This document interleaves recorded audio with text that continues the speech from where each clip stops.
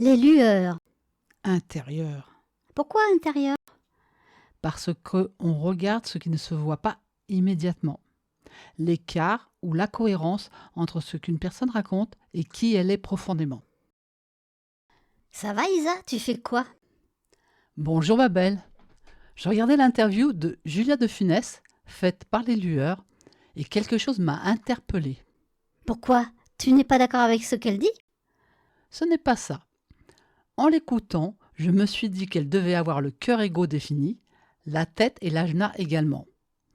Parce que la plupart du temps, notre vérité reflète qui nous sommes profondément. Notre façon de percevoir, nos ressentis, nos comportements, nous croyons souvent qu'ils sont universels, ou du moins qu'ils devraient l'être. Sauf lorsque nous parlons à travers notre conditionnement, évidemment. Qu'est-ce que dit Julia qui te pousse à penser ainsi? La volonté semble importante et évidente pour elle. Elle l'a mentionné 10 fois, et le courage 23 fois. Ce qui est intéressant, c'est qu'elle semble parler depuis sa structure intérieure très particulière, qui rend certaines approches inefficaces pour elle, mais qui pourraient être utiles à d'autres. Même si elle souligne que beaucoup d'ouvrages de développement personnel ont le tort de s'adresser à tous comme si nous étions identiques, elle ne semble pas s'en souvenir dans ses propres conclusions. Par exemple, lorsqu'elle dit qu'on se connaît mieux soi-même en se propulsant dans une activité, dans un sport, plutôt qu'en lisant un livre de Lise Bourbeau. Ce rapport très direct à l'action me fait penser à une énergie de manifesteur. Elle parle de volonté, de courage, comme si c'était une évidence. Parce que pour elle, ça l'est. Ou peut-être qu'elle a juste développé beaucoup de volonté avec son vécu. C'est possible. Mais elle dit aussi des choses très intéressantes, comme la différence entre le bien-être et le bonheur, le fait qu'une vertu peut se transformer en vice, ou encore que la bienveillance n'est pas toujours aller dans le sens de son interlocuteur. Au fond, sans le dire directement, elle parle d'équilibre. Comme tu me l'avais expliqué au sujet des qualités et des défauts. Exactement. Pour moi, il n'y a pas des qualités et des défauts, mais des traits de caractère qui, selon la manière dont ils sont exprimés, sont bloquants ou aidants. Si tu n'as aucun égoïsme, tu n'as plus rien à donner.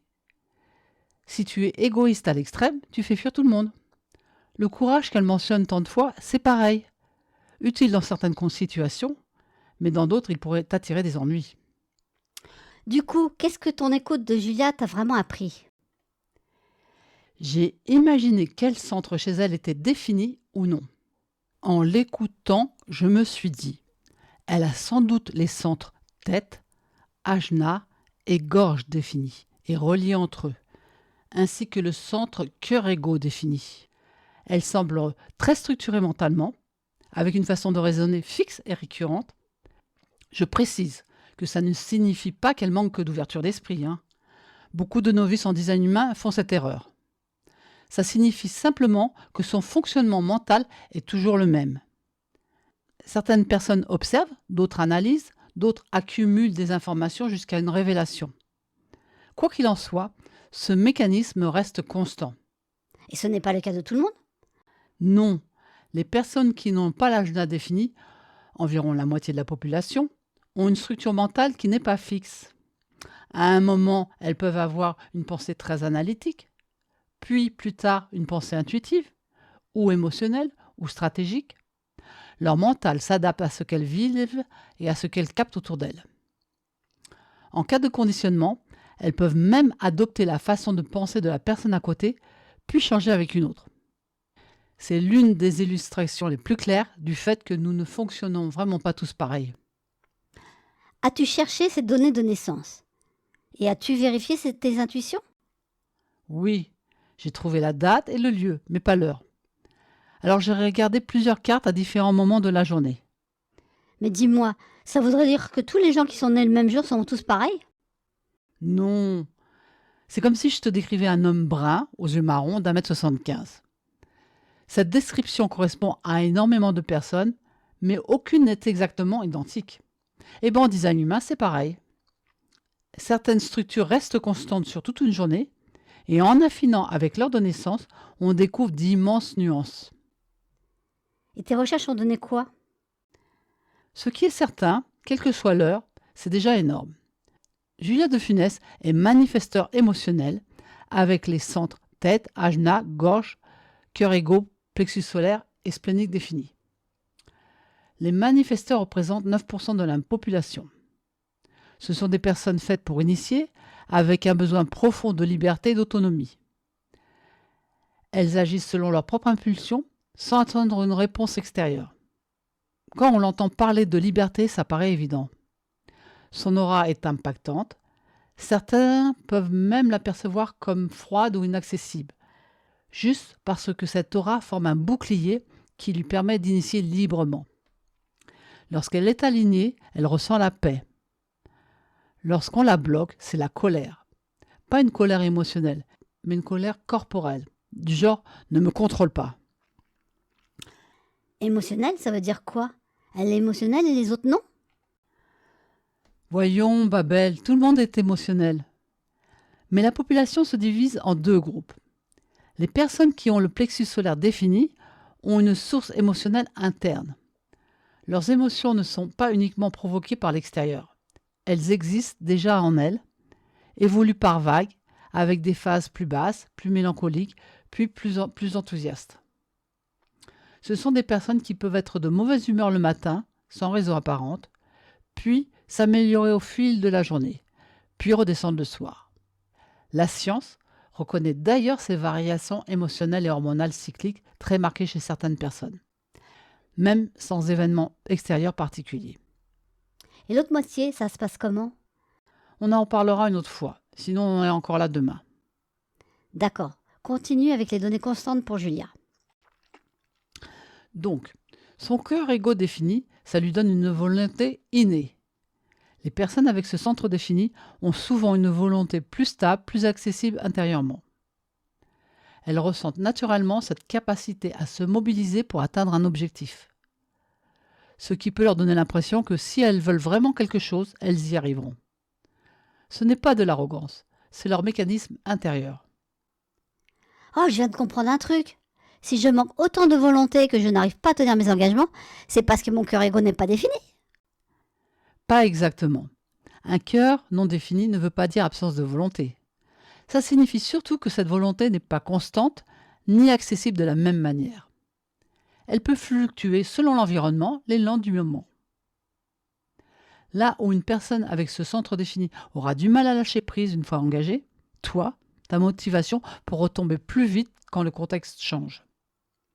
C'est une mécanique différente, pas inférieure. Et au sujet de son centre splénique? Il lui donne accès à une intuition fiable, immédiate, mais discrète. Elle ne se répète pas. Si elle n'y prête pas attention, elle pourrait l'ignorer.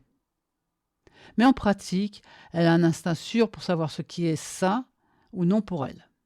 Elle a la capacité d'exprimer clairement et fluidement ses idées au fur et à mesure qu'elles arrivent grâce à sa connexion entre son ajna et sa gorge, et sa connexion de son splénique à sa gorge lui donne en plus une facilité à verbaliser facilement ses ressentis instinctifs. En vérité, elle ne parle pas juste avec des concepts. Il y a une vraie capacité à faire passer quelque chose à la fois émotionnel et intellectuel. On a vu tout ce qui est fixe pour elle? Presque. Son environnement cuisine sèche indique qu'elle fonctionne mieux dans des espaces de transformation, d'échange, de stimulation mentale, mais avec de l'air, de la clarté et de la distance énergétique. Les environnements trop lourds ou trop étouffants peuvent vite la fatiguer. Sa perspective vouloir signifie qu'elle observe le monde à travers ce qui pourrait être amélioré ou transformé. Elle voit rapidement ce qui manque ou ce qui est incohérent. Ce qui explique certainement pourquoi elle critique les systèmes qu'elle trouve hypocrites. Alors, si on reprend tout ce qui est sûr pour elle, quel que soit son heure de naissance, ça donne quoi comme portrait global? Ça donne une personne extrêmement structurée intérieurement, une femme avec une forte autonomie énergétique, un besoin profond de liberté, une difficulté naturelle à supporter les injonctions et les tentatives de contrôle.